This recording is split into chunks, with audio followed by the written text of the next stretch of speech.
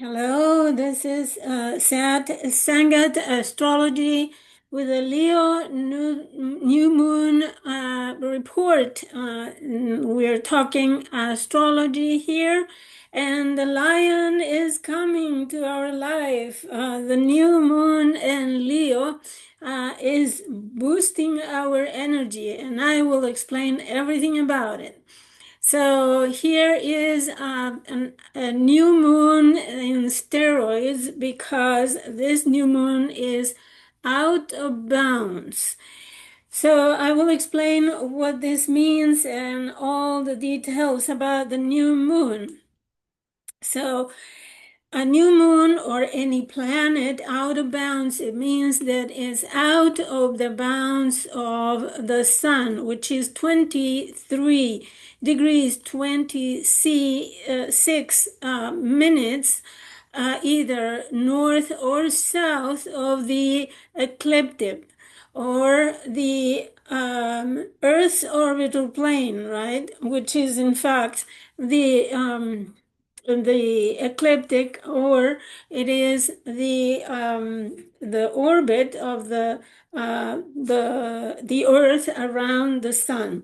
We perceive it as the sun around the Earth, but it's the other way around, obviously. So, and the sun. This what is called declination, 23 degrees 26 minutes, is what determines the different seasons of the year, especially by the Tropic of Cancer and the Tropic of Capricorn, right? So in any planet that is either above or below this bound of 23 minutes 26 declination is called out of bounds.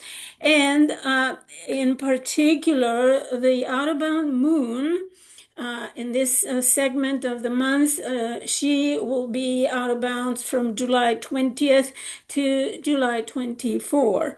But she is out of bounds this time twice a month. And I've spoken several times about this, but here you have on the screen the typical traits of out of bound moon, which they could be positive in many ways, but it has also this negative connotation, negative influences over the psyche, over the emotional moods, over even our bodies, right? When the moon is out of bounds, we have the tendency to have more fluid in our bodies, for example, and it has a certain influence over the waters in on the earth, which can be translated to more water storms that are more abundant in water, for example, and exactly the for example in Texas, the flood happened during the few days that the moon was out of bounds. So in the psyche, we can feel more empathy, emotional intelligence. We can have more acute intuition, inspiration. We may be guided by subliminal perception of things. We may have this more finer intuition and those hunches that we may feel. In the negative side, there could be emotional delusions and also ideological fanaticism. The moon is associated with public opinion, with the public in general, with masses of people. There could be this surge of fanaticism, either ideological, cultural, religious, or any kind, right? Hysteria also. So there could be more emotional swings especially with people who already suffers from mental instability or behavioral health issues, will be more affected during those days. So it's typical of, for example, protests going out of peace. So disobedience to the rules, defiance to authority, destructive emotional reactions. And even emotional cruelty. Outbound moon is kind of an unruly moon, and everything associated with the symbolism will be out of the norm. Like having a moon influenced by Uranus, for example, that it doesn't have to be negative. It could be positive or negative. It depends how we are inclined to use that kind of energy. It depends on our personal birth chart. So the how we are configured, and that's why I always encourage people to order their personal astrological report, and we can have an exchange, a virtual exchange on Zoom or any platform through a video where we can discuss how the transits, how any influence is acting over your birth chart. So it's not one mold fits all.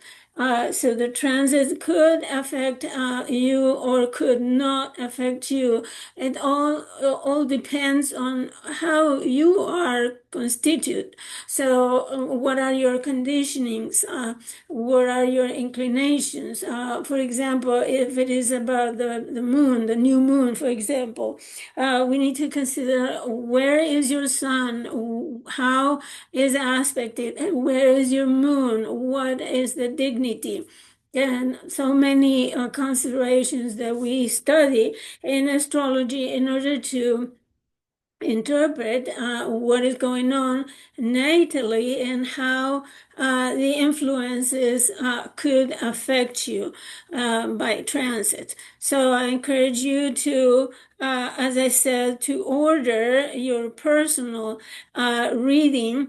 And here you have my email address where you can send me your personal information, and we can establish a consultation that is private, confidential, and secure.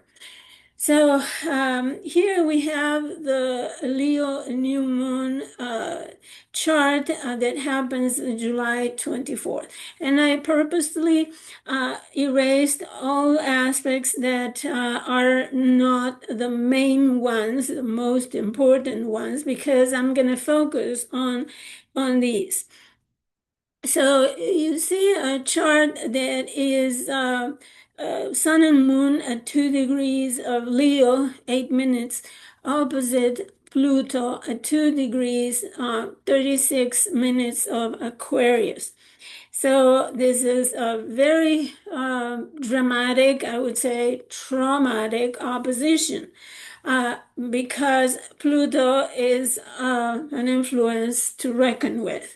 So it's not just having Mercury conjunct the new moon or even Mars, right? No, it's Pluto, the Lord of the underworld. In all that means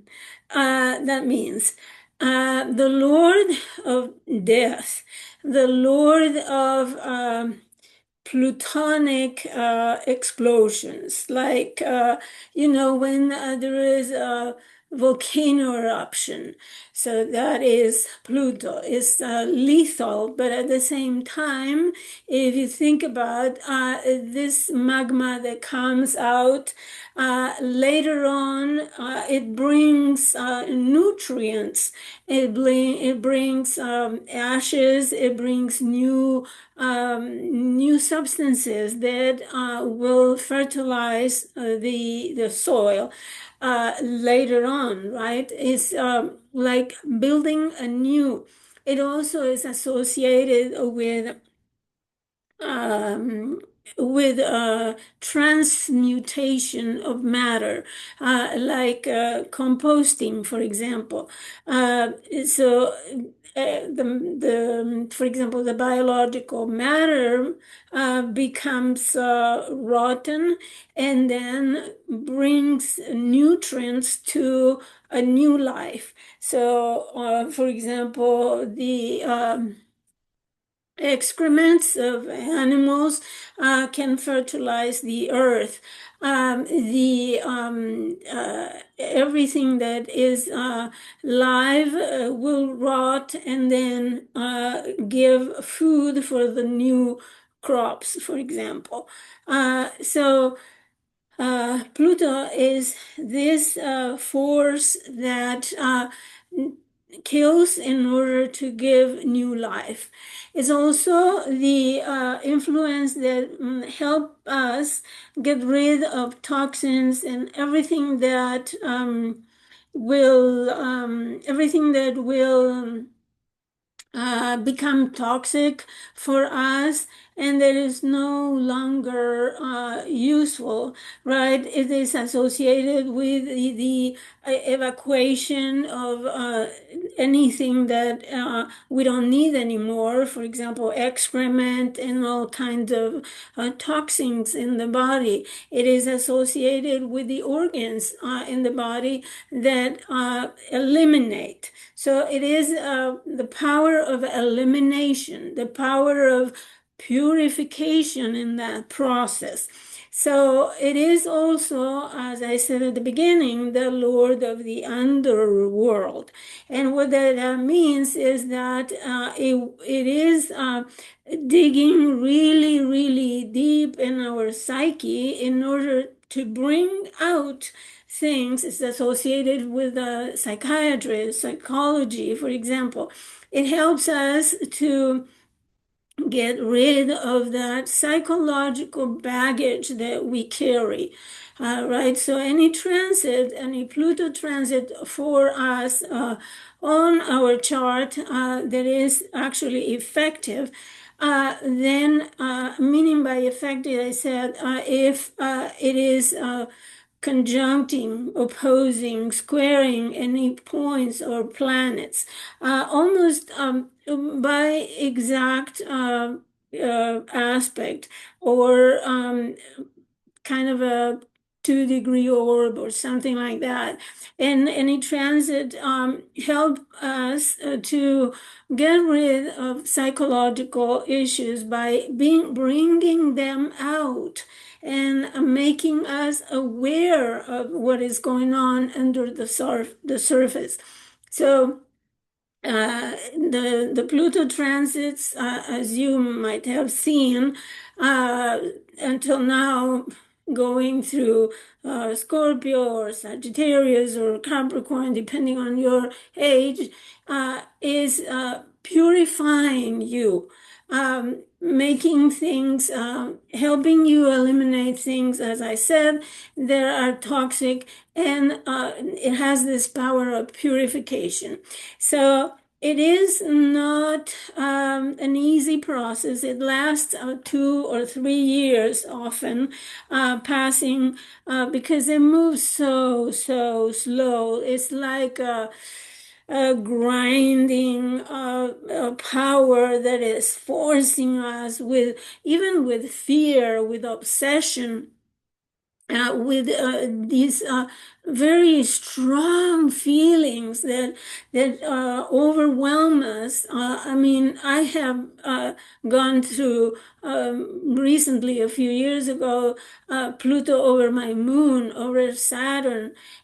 So in Capricorn, for example, it was a period of overwhelming power.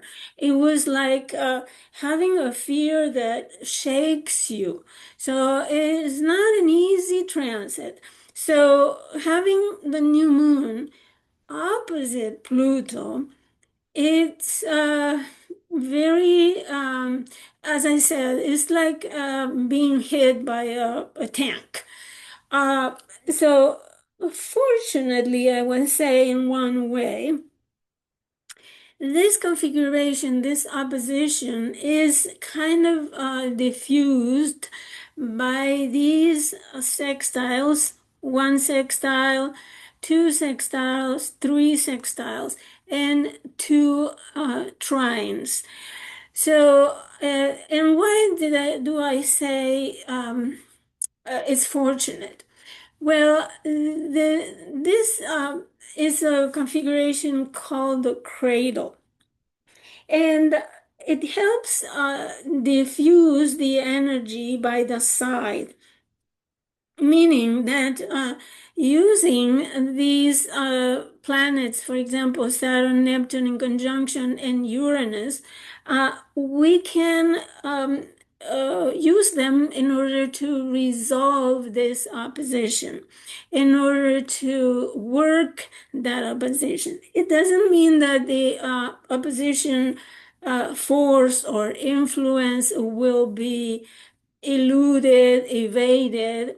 No, we need to use the energy of Uranus and this conjunction here in order to diffuse it or help it, in order to resolve it. Now, there's a lot to say about this configuration. And let me tell you, good and bad news, this configuration will be repeated several times in important lunations. In August, for example, in the full moon, the new moon in August, and I'm looking at the calendar here, my astrological calendar. It will be repeated in the solar eclipse September 21st. Then we'll go back to it in October the 21st, which this looks like more of a sailor, a sail boat. Then it will be November the 5th with the brightest moon of the year, November the 20th, and so on in December as well, December the 4th. So from now on, most of the lunations will feature this configuration with other combinations. Now, why do I say cradle? Well, a cradle configuration, it looks like a basket, right? And also it looks like a crib, something that is a container of something. And yes, it is a container, and we need to analyze its energies in order to understand it. We have signs in fire, we have Aries in fire, Leo fire, and then we have two other signs in air, Aquarius and Gemini. So we have here a combination of fire and air, which means that this is like a fire going ablaze. Now, uh, so because if you have fire and you put more air, you just give oxygen to the fire. And so the other thing is that they are all masculine signs: Leo, Gemini, Aries, and Aquarius. They're all masculine signs. So what it means is that they are projective, they are action driven, they go after things, they go and do. Um, and they are young energy. So we are invited to put our, lift our sleeves and go to work on it. So it's not going to be a lunar cycle, the whole lunar cycle of Leo, okay, let's go on vacation in an isolated island. No, we will have to work at it. And the other detail about it, not only that, is that we have two fixed signs. We have Leo and Aquarius, and one cardinal and one mutable. And the cardinal will help these fixed signs that don't want to move. They are like stuck in their purpose, they're stuck in their opposition, they're stuck in their endeavors, whatever they are. So I am here and I'm not going to move. That's the fixed sign. So how will a cardinal sign help this stuckness? Well, cardinal gives you the drive to do it, to do something, to get out. And Aries is a sign that goes and acts first and then thinks about how it's going to finish the work. And then we have a mutable sign, which is more of a adaptation, being flexible, adding this flexibility to this stuck opposition. It will be very helpful. So there is so much to say about this. Another thing about this cradle that symbolizes this containment is that we can use this flexibility with Uranus, thinking out of the box, right? Gemini is the thinker. Gemini is the one learning new things, talking about new and unexpected things that are out of the box, that are innovative. So Gemini is bringing this out of this world ideas, and that will help us a lot in this opposition between two fixed signs. So think out of the box, bring new ideas, make a collaborative dialogue with other people, talk about it, either in social media or learn, read, study, and look for information, for data that is hidden. Pluto in Aquarius, right?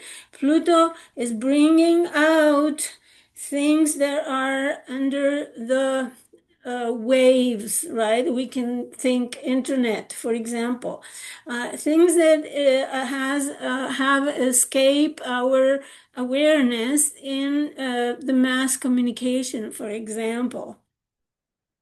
Now, Saturn and Neptune in Aries are already in conjunction, and this will last for some time this year, but also they will come back and be conjunct perfectly at 0 degrees of Aries. And this is something we have never lived in our lives. In Aries, Saturn and Neptune in Aries, we have never seen this, much less in the small trine configuration. I have written an article in my blog, satsangat.astrology.blogspot.com, regarding this trio, this small trine that has happened only a few times, a handful of times, for the last 6,000 years. And in fact, the three in these position at the beginning of the signs has only happened once in history, in known history, and it was in 4,361 and 62 and 61 BC. So you can go to my blog and read my historical research, and you may see the parallels between then and now. So I can't really imagine, in general, what this influence will bring, because, as I said, we astrologers, we observe and correlate, and we haven't had this configuration for centuries.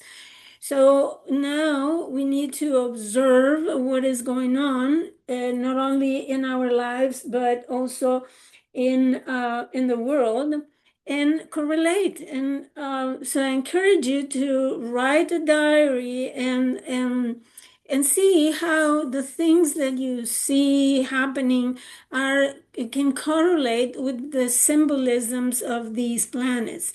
Uranus is liberation, freedom, innovation, anything that is out of the box, eccentric sometimes and often. So Pluto, as I said, is dying and rebirth. Pluto is everything that I already described. Saturn are the rules, and together with Neptune, what we have seen in other signs, like last time in Capricorn, they had a conjunction, and we saw the dissolution of borders, and also the fall of the URSS.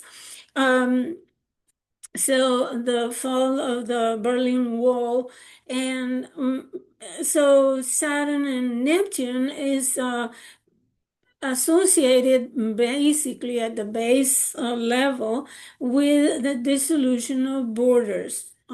So we have seen this conjunction in other signs in doing that. So, and also confusion of borders, lawlessness as well, not obeying rules and regulations and such. So it's a kind of a loss of authority as well, especially loss of patriarchal authority. So another thing that I need to point out is that we have in this chart the square between Venus and Mars. It happened a couple of days before, and if you give me a second, I will tell you exactly. It happened the day before, 23rd of July at 3:23 a.m. Central Time. So you calculate, this chart is Central Time as well. So you calculate for your place. So this Venus-Mars happened, square happened the day before. And of course, we have here everything associated with Venus, which is finances, and Mars is also associated with joint finances. So here we have the two lords of money, if you like. Venus rules the banks. Mars rules investments, and it's associated with paying taxes, with insurances, and with the good of the dead, inheritance and such. So Venus in Gemini can bring news regarding the all that she is associated with. Now, at a personal level, counting them as personal planets, then Venus is associated with relationships, and Mars is associated with selfishness, if you like, with anger, with out of control impulses, or just straight impulses, and and they don't in a square, they are not considering what the other needs.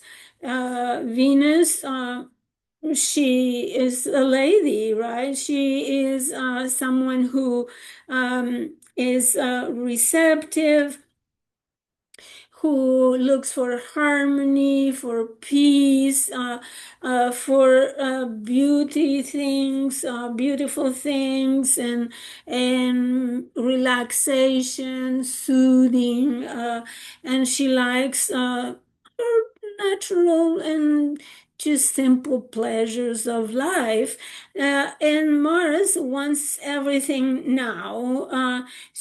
And Mars in square with Venus is not considering the peace that she requires, is not even paying attention to her beauty, because he wants things now. And that could be even aggressive.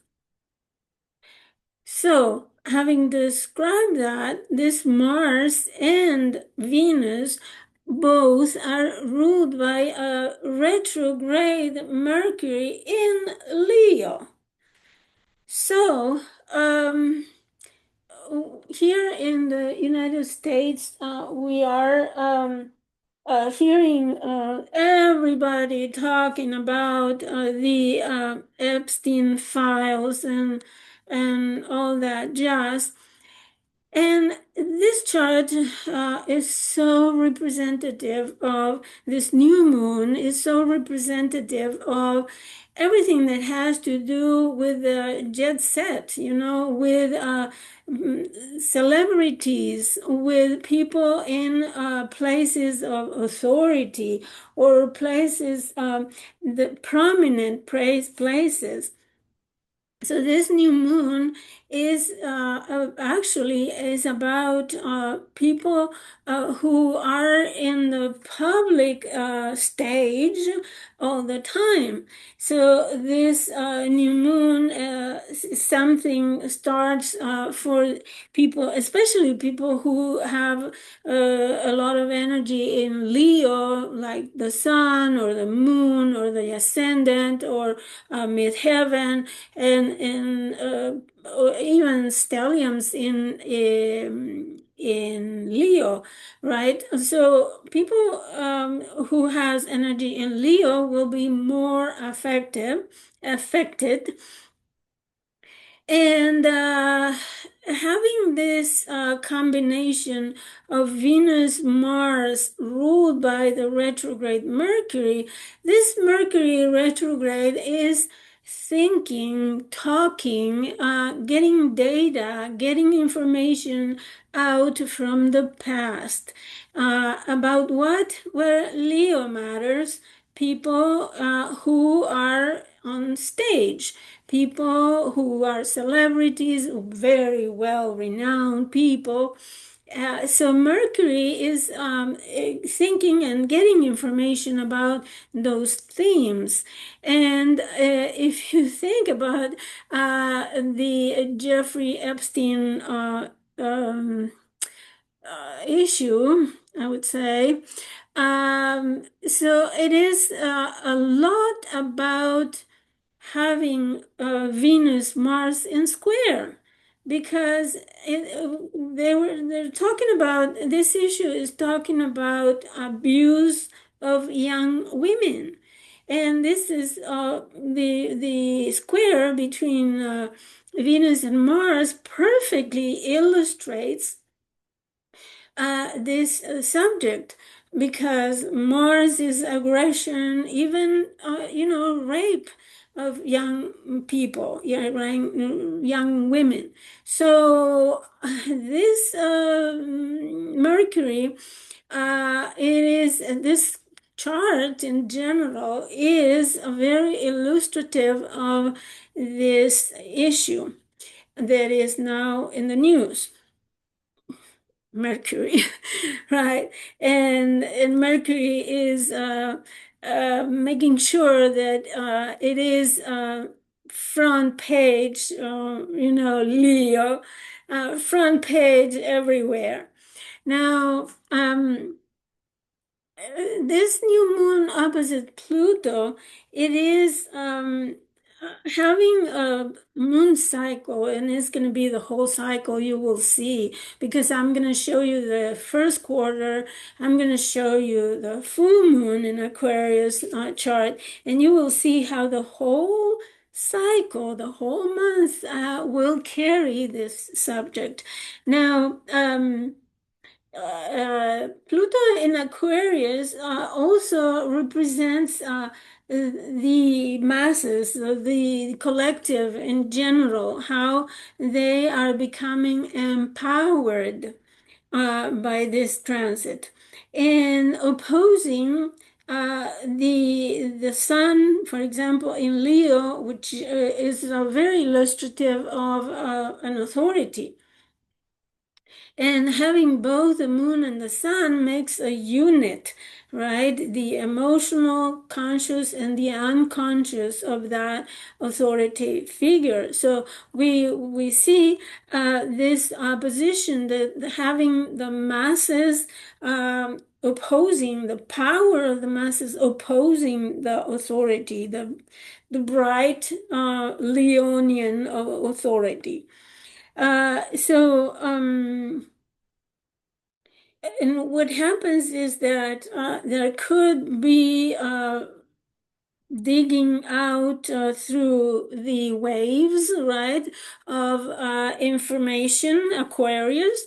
There could be revelations, because Pluto loves digging very deep and coming out with things that smell bad or that are ugly, and especially digging out criminal issues, right? Now, it's entwined with Uranus, and oftentimes you hear an astrologer say, oh, trines are so positive and so good. Well, the planets don't stop being what they are when they are in a trine. They relate to each other more fluently. But Pluto doesn't stop being cruel like it is normally, right? It rules the plutonium, it rules the atomic fission, and Uranus, it is also cruel in its way of breaking things to liberate you. So, and yeah, this is a trine, and both energies are fluid, are relating easily. That's what a trine means, right? And their energies keep working on their own.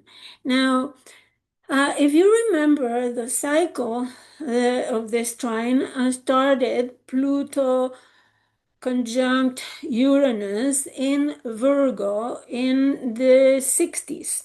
I think 65 or 64, I don't remember exactly, but it was a conjunction of Uranus and Pluto in Virgo. So they started a cycle in a sign that deals with things that are not right. Virgo is a sign that is looking to find out what is not functioning.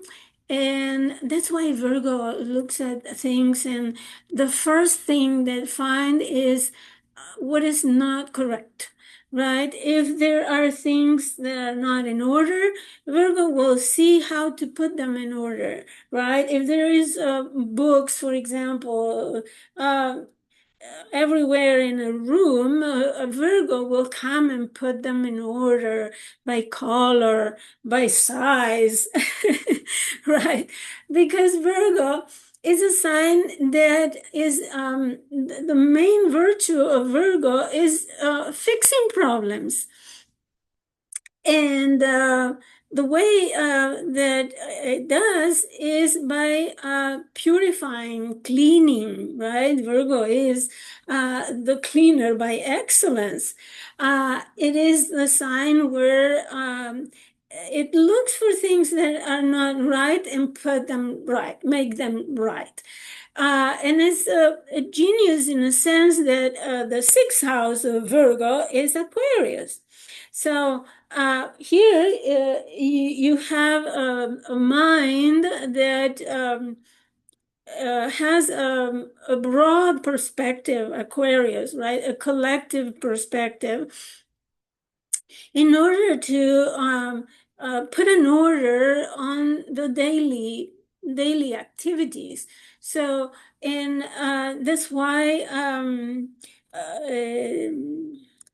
this Pluto in Aquarius and Uranus and Gemini air signs are helping this cycle, Pluto-Uranus, to build on what they have started in Virgo, right? It was that time, it was the time of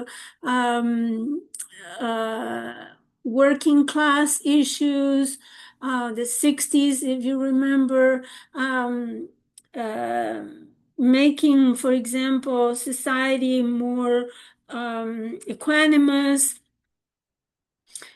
It was a time of the civil rights movements. So finding what was not correct and getting it right. People working too much, and then it was a time when work laws were implemented in order to better the workers' lives and such. And it was also the time of improving the health care administration. So many things that this Pluto-Uranus symbolizes. Now, what is the theme that now has to do with this trine? Well, they're both in air signs, and what is happening is that they will flood us with information, with a lot of discussion. Uranus may even bring out, as well as Pluto, as I said, information that we didn't even think, even dream about. Information that was hidden so deeply that we had never ever heard. And so regarding this issue, I mean this issue of the Epstein files, we may hear information that we didn't even expect to discover. So that may or may not be directly related to the issue. So who knows what is coming out. Now, I think that another thing that we need to consider, I am just sucking out all the juice of this chart because it's fabulous, is that from now on, we will have at least 4 planets retrograde at the same time. And let me tell you that right now we have Mercury, Saturn, And Neptune will be soon retrograde. No, it's already retrograde, right? It's already retrograde. Pluto is retrograde. So we have four. But then in August, we'll have also Chiron retrograde in addition. In September, we will have the five of them: Saturn, Chiron, Uranus, Neptune, and Pluto. And we also in September, starting actually in August, end of August, Pluto will be out of bounds. Out of bounds.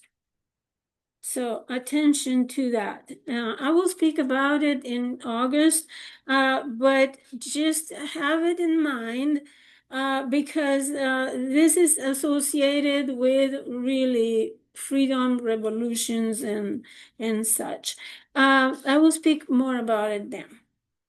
Now, October, we still have those, and Pluto will turn direct on the 14th of October. And November, we'll see, in addition to Jupiter, Saturn, Chiron, Uranus, and Neptune, we will have Mercury again. And then in December, we'll have four retrograde.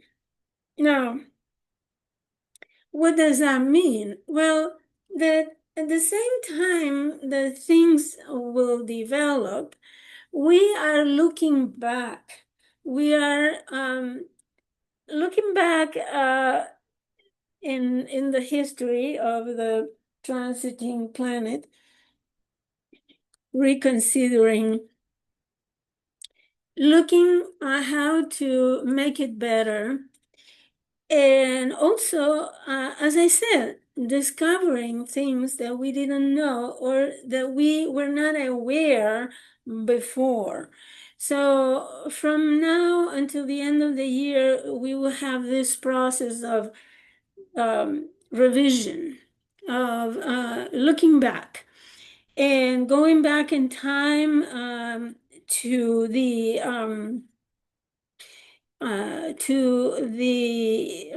the section of the shadow of every planet. And I can tell you, for example, for Saturn and Neptune,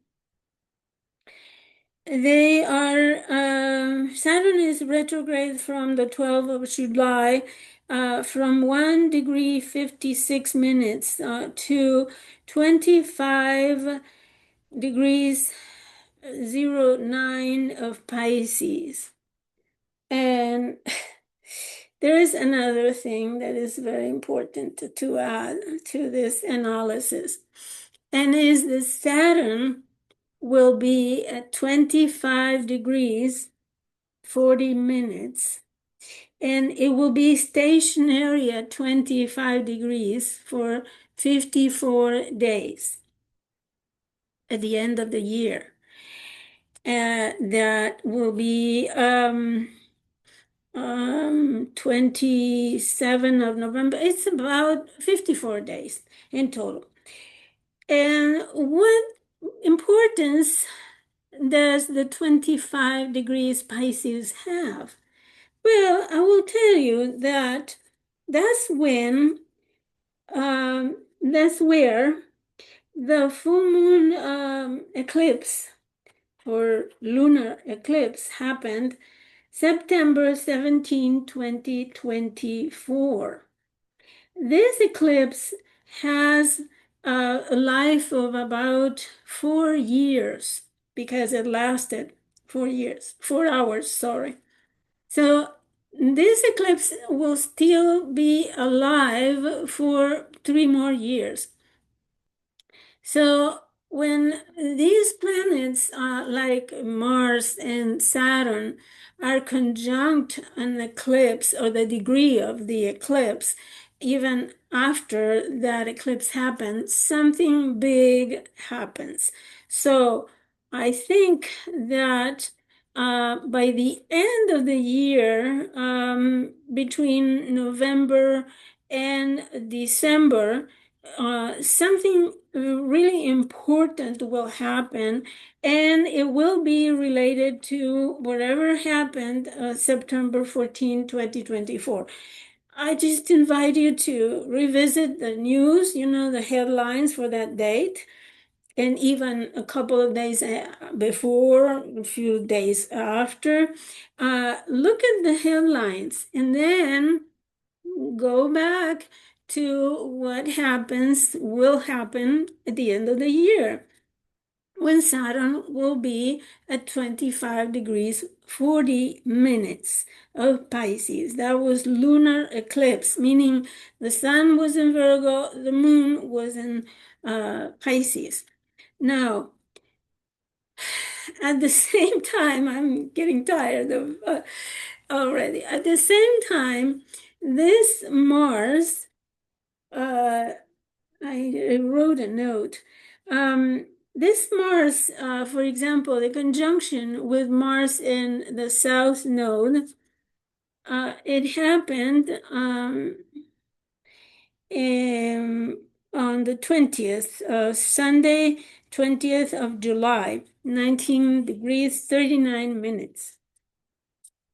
And that is a midpoint degree, 19 minutes of Virgo, between this lunar eclipse in Pisces, right? Because the sun was in Virgo, and the other lunar eclipse in Pisces that will happen next September the 7th, 2025, which will be at 15 degrees.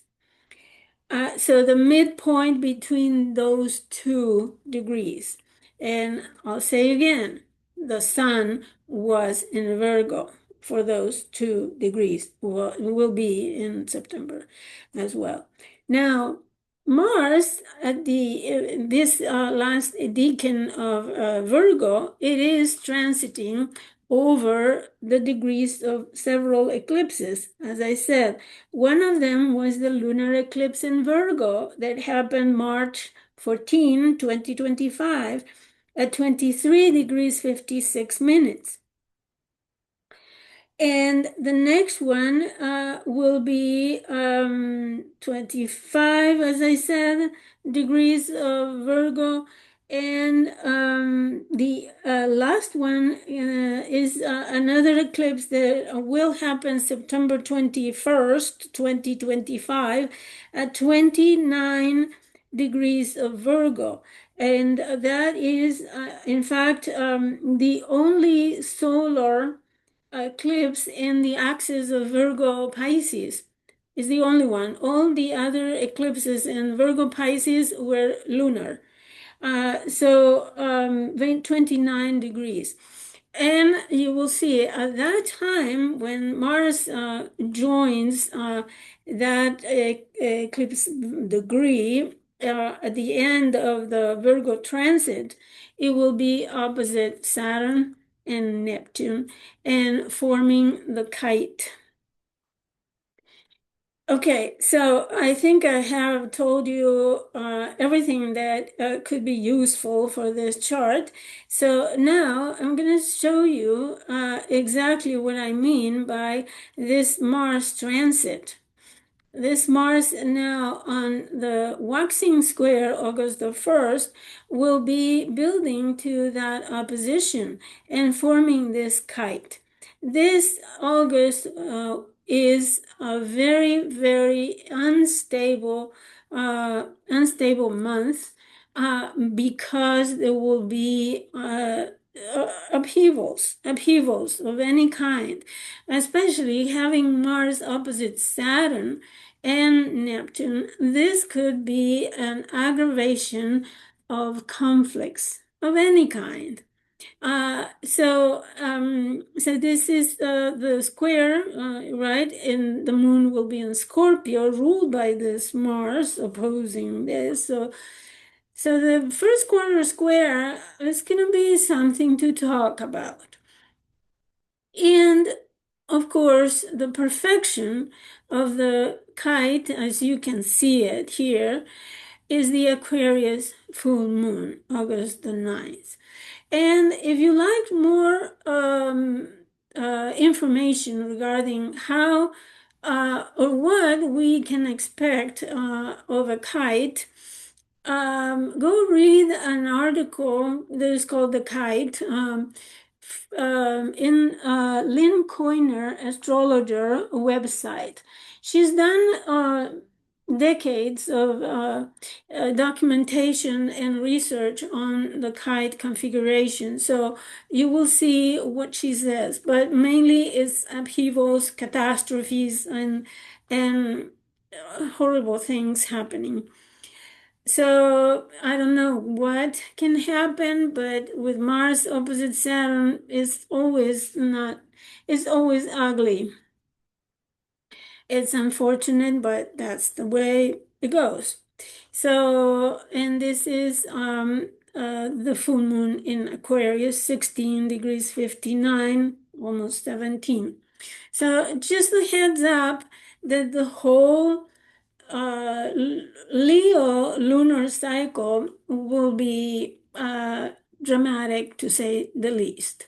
And then the closing square will be here. The moon will be here in Taurus, square the sun. Okay, so, and if that is not enough, so here I show you the astrocartography of the new moon, and it's traveling. The line is going over California, Oregon, Washington, and is in conjunction, in opposition with Pluto in the IC. So the new moon will be in the midheaven and Pluto in the low heaven. And here, I can't read very well, but it seems like it says band or something. The line of Pluto moon is crossed by the Chiron in the descendant. I think it's in Oregon, southeastern Oregon. Now, the Chiron sun is crossing over Reno or Chico in California, that area. So I don't know, but it's possible that California may have an earthquake.